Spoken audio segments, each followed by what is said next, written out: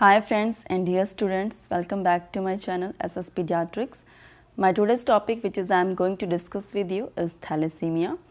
Thalassemia is one of the most common inherited genetic blood disorder among children, and in my today's lecture I will discuss with you what is the types of thalassemia and its etiology, clinical manifestation, diagnostic evaluation and the management for this condition, that is thalassemia. So, let us start with the topic thalassemia. Start with the topic thalassemia.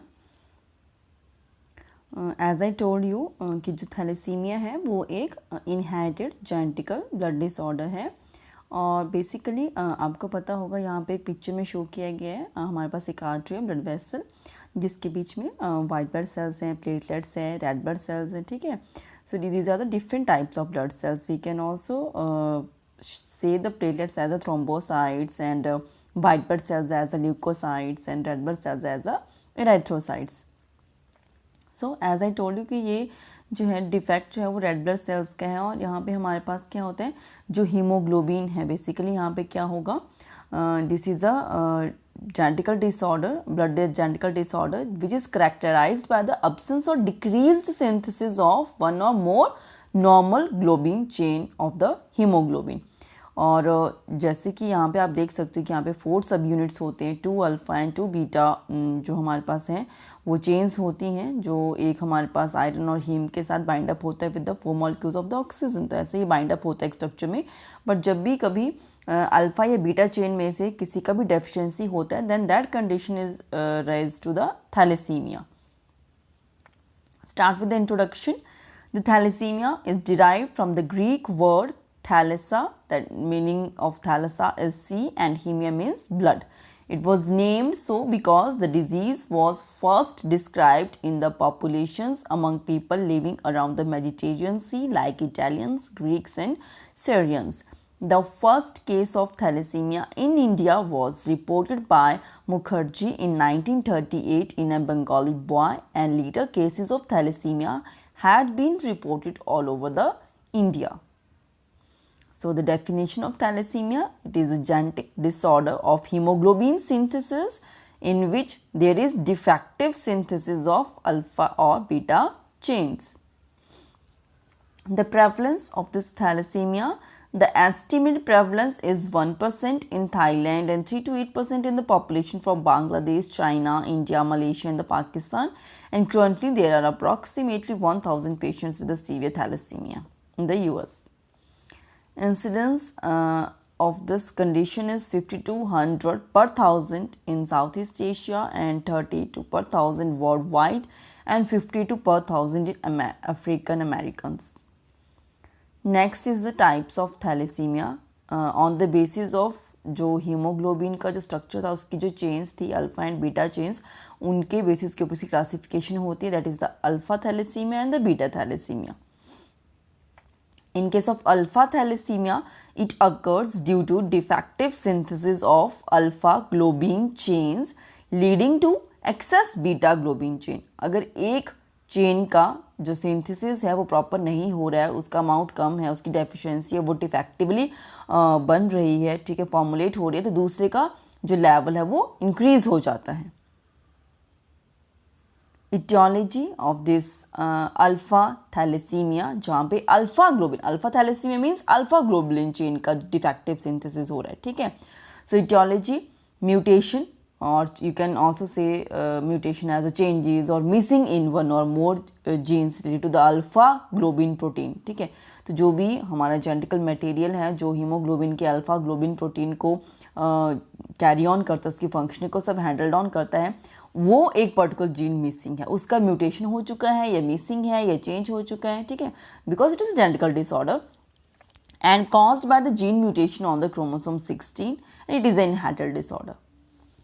So you can see in this picture, one is colored and one is the black and white. So दोनों में क्या difference है, जो coloured picture हमारे पास red and yellow का जो indicate कर रहे हैं, यहाँ पे क्या है, how thalassemia is passed on from parents to children. दोनों में यही है same condition, how the thalassemia is passed from the parents to the children, ठीक है.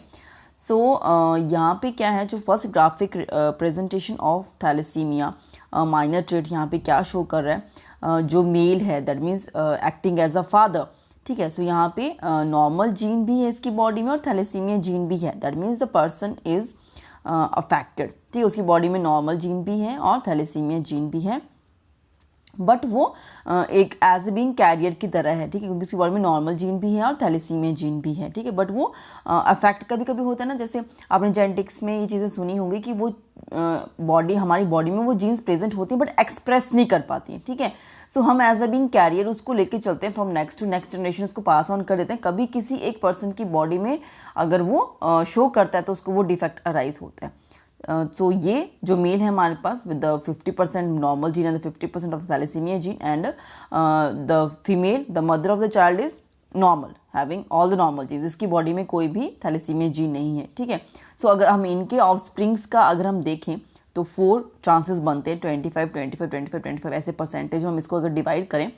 सो नॉर्मल देखो 2 बेबीज़ यहाँ पे शो किए नॉर्मल, दैट मीन्स 50% चांसेस हैं कि नॉर्मल बेबी बॉर्न हो सकता है, एंड 2 जो बेबी होंगे उनमें 50-50% चांसेस हैं, ठीक है। तो ये भी हमारे पास कैरियर की तरह ही काम करेंगे।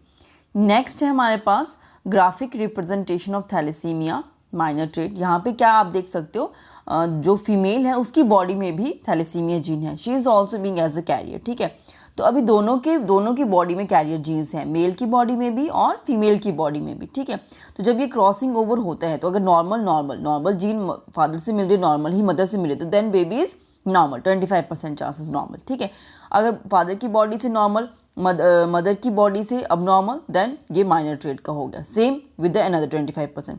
बट एक केस इसमें ऐसा आएगा जो हमारे पास जिसके चांसेस ये हैं कि उसको थैलेसीमिया होगा, क्योंकि उसमें दोनों ही थैलेसीमिया के जीन्स ट्रांसफ़र हुए हैं, फादर से भी और मदर से भी, ठीक है। सो दिस इज़ द ये जेनेटिकल रिप्रेजेंटेशन है, जो पाथवे है कि कैसे जो है वो जीन्स ट्रांसफ़र होती हैं और क्रॉसिंग ओवर का शो किया गया in this picture. Next is the clinical presentation.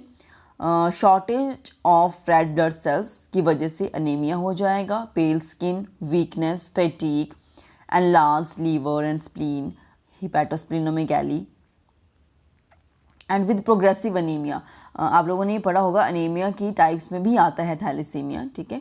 सो यहाँ पे anorexia, headache, restlessness, decreased activity intolerance, and premature delivery of the baby, heart defects, jaundice, failure to thrive, small stature of the baby and delayed sexual maturation. Bone changes में क्या क्या आ सकता है, enlarged head, आप देख सकते हो pictures में, and prominent frontal and parietal bone, flat and depressed bridge of nose, and enlarged maxilla, जो नीचे जो गर्ल चाइल्ड शो किया गया इसकी पिक्चर में क्लियर हो रहा है, enlarged maxilla and depressed bridge of nose, and generalised skeletal osteoporosis. Next is the pathophysiology. Main तो जेनेटिकल डिसऑर्डर, तो यहाँ पे जीन्स की ही म्यूटेशन होती है। So there is a mutation around the coding sequence जो भी है हमारे पास अल्फा ग्लोबिन चेन की, क्योंकि हम अल्फा थैलेसीमिया के बारे में मैं आपको बता रही हूँ। तो यहाँ पे जो भी चेंजेस आए हैं that is in the alpha globin gene में ही चेंजेस आए, उसकी ही म्यूटेशन हुई है, उसकी कोडिंग सीक्वेंस में चेंजेस आए हैं, and that is disturb in the production of the alpha globin chain. Then that will lead to the excess production of the gamma globin chain. जैसे मैंने कहा कि अगर एक चीज़ कम हो जाए तो दूसरे का लेवल इंक्रीज हो जाएगा, and that will leads to the premature RBC, mortality and chronic anaemia. Then laboratory diagnosis of thalassemia need to start with the patient's individual history and the family history.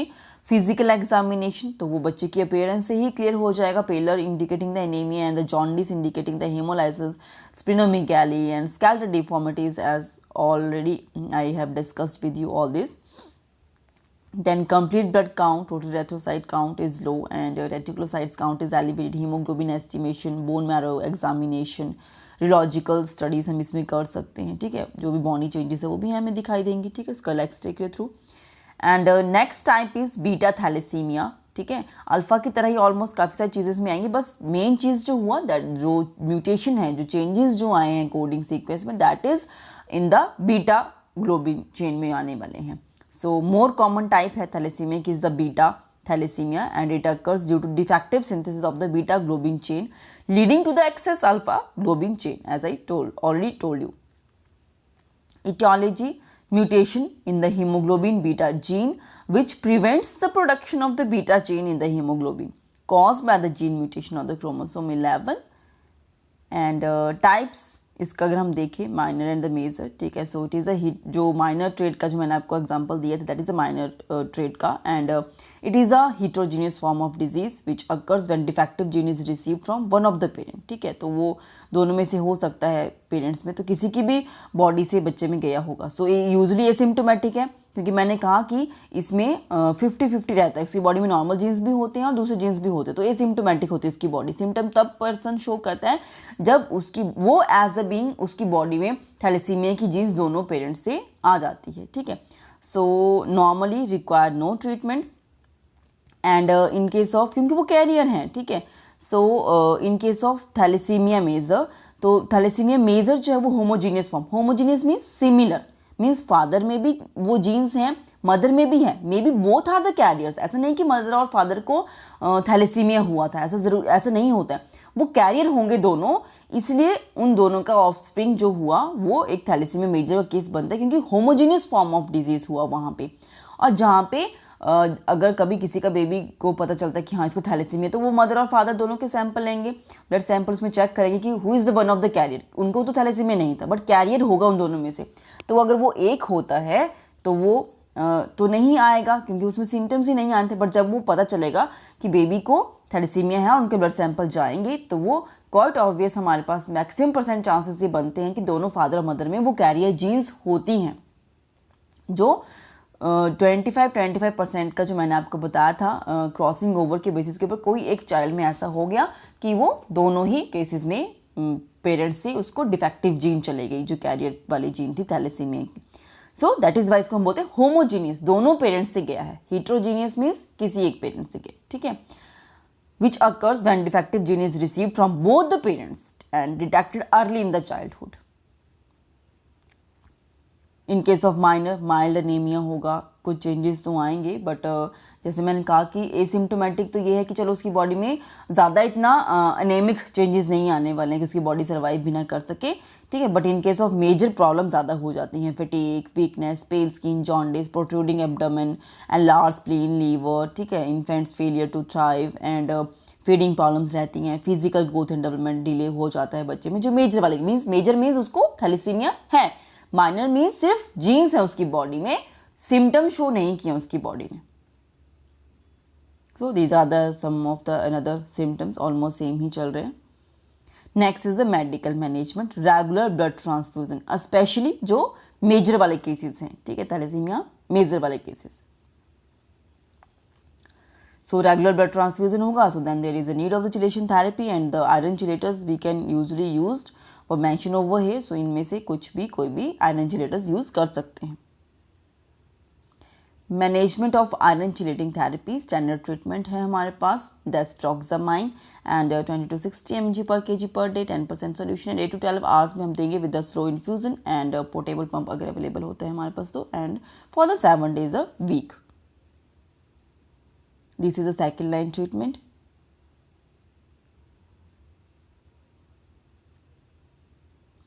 And जैसे मैंने कहा कि अनेमिक है और वो formation नहीं हो पा रहा है, हीमोग्लोबिन की चेन्स डिफेक्टिव हो चुकी हैं, तो यहाँ पे रेगुलर बेसिस के ऊपर जो है वो हम फॉलिक एसिड का जो है वो ओरली या इंजेक्शन की फॉर्म में पर्सन की बॉडी में इंजेक्ट कर सकते हैं.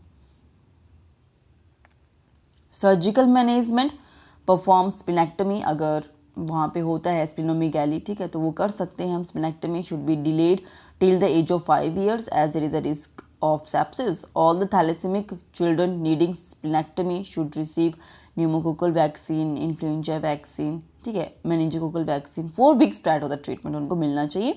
And after this splenectomy, patient should receive oral penicillin prophylaxis 10 to 50 mg twice daily and be instructed to seek the urgent medical attention for a fever over 101 Fahrenheit.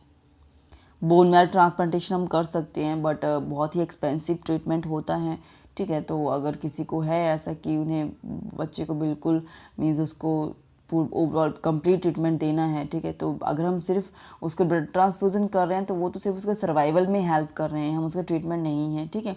So bone marrow transplantation में help treat the disease in some patients specially children first performed on the thalassemia patient in 1981 and replacing patient marrow with the donor marrow होता है, तो donor के साथ exactly match होना चाहिए, उसके भी स्पेसिफिक क्राइटेरियाज होते हैं. एंड डिफ़िकल्ट होता है because donor must be exact match for the recipient, and even a sibling would only have a 1 in 4 chance of being a donor. Surgical और ऑर्थोडोंटिक करेक्शन, जैसे मैंने कहा कि उसका वो मैग्जिला का साइज इंक्रीज हो जाता है, ठीक है, उसका नोज़ का ब्रिज डिप्रेस्ड हो जाता है, तो वो कुछ हम करेक्शंस कर सकते हैं. और gene therapy for the thalassemia patients. Nursing care. Nurses play a crucial role in monitoring and managing the patient who develop the transfusion, perform action to treat the anemia, and teach the family or the client about the sign and the symptom of the infection and report suspected infection अगर किसी को होता है तो, and check the complications after the blood transfusion and give support to the child and the family, inspection of the skin and the mucous membrane redness, and minimize the environmental activity and the noise. Complications क्या हो सकते हैं, क्योंकि regular blood transfusion हो रहा है, सो infection हो सकता है, heart and liver disease, osteoporosis, anaemia, ठीक है. एंड प्रिवेंशन क्या है इसका, प्रिवेंशन जैसे मैंने कहा कि it is a inherited genetical disorder, so antenatal diagnosis के टाइम पे वो हम चेक कर सकते हैं, और अगर हमें टाइम पे क्रोमोसोमल स्क्रीनिंग के थ्रू हम आइडेंटिफाई कर पाते हैं तो हम उसको प्रेगनेंसी को टर्मिनेट भी कर सकते हैं, specially in case of thalassemia major, and preventing the marriage between the traits. So these are the invasive modes of sample collection. So amniocentesis, chronic villi sampling, different ये एक टाइम पीरियड होता है among the gestational age जो होती है foetus की, तो उस टाइम पे हम एक सैम्पल ले सकते हैं टू आइडेंटिफाई कि baby is having this type of some genetical disorder उसको है या नहीं है, तो वो आइडेंटिफाई करने के लिए. वो भी तब उन केसेस में ज़्यादा करते हैं कि अगर रिस्क पे हैं पेरेंट्स, मतलब उनका कोई और पहले जो ऑफस्प्रिंग है उसको थैलेसीमिया हुआ, तो नेक्स्ट टाइम जब वो कंसीव करें तो वो उनको नॉलेज है, अवेयरनेस हो चुकी है, तो वो ज़्यादा अच्छे से उसको कंसीव करते टाइम पे उन्होंने बेबी को डिलीवर करने से पहले पूरा हर एक चीज़ को स्क्रीनिंग करना चाहते हैं कि अभी जो बेबी कंसीव हुआ है इसमें ये चांसेस तो नहीं है थैलेसीमिया होने के. So conclusion, Thalassemia patient must be sure to avoid excess iron, eat a healthy diet and avoid the infection. We can diagnose thalassemia using blood test. The disorder are treated with the blood transfusion, medicines and other procedures. People who have thalassemia can have mild or severe anemia because the hemoglobin inside the RBCs are being hemolyzed. Symptoms of thalassemia become prevalent and at the most intense level death is imminent for the sufferer unless quick action are to be taken. So this is all about my today's topic, thalassemia. ठीक है, तो अगर आपको मेरा topic अच्छा लगा हो और आप ऐसे ही और पीडियाट्रिक नर्सिंग के टॉपिक सुनना चाहते हैं, मेरे लेक्चर्स को और सुनना चाहते हैं, तो प्लीज़ मेरे चैनल को सब्सक्राइब करें और शेयर करें SS paediatrics, and please like and share my videos. Thank you.